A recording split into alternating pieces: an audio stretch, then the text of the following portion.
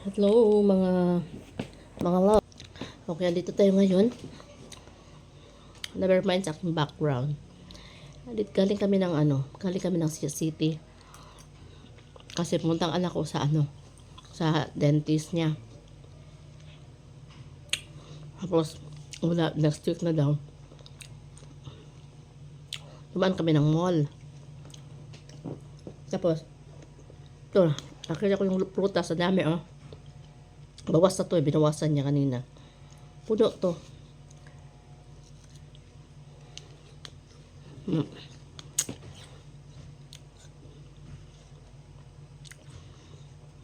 Mm. Ang lutong.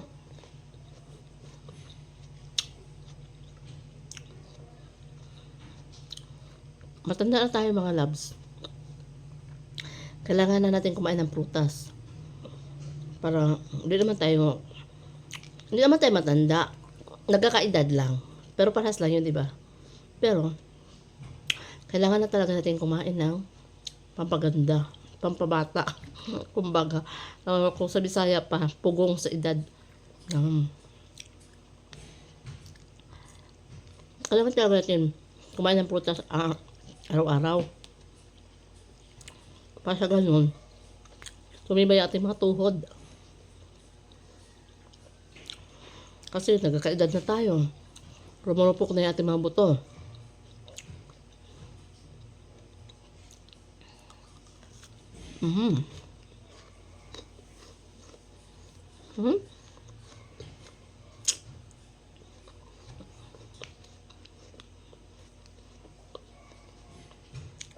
Kasabihan nga, an apple a day keeps a doctor's away. Tama naman. Sarap ng mangga.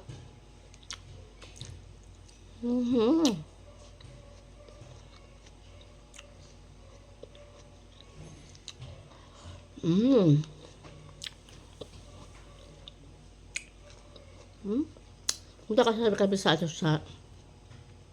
doctors ng anak ko. Doctor ng anak ko sa dentist niya. Wala siya. Dumiretso kami doon sa paggawa ng kuko. Wala rin siya. Kaya ang kuko namin hanggang ngayon hindi pa rin napalitan. Kaya dumaan kami sa mall. Bumili kami nito.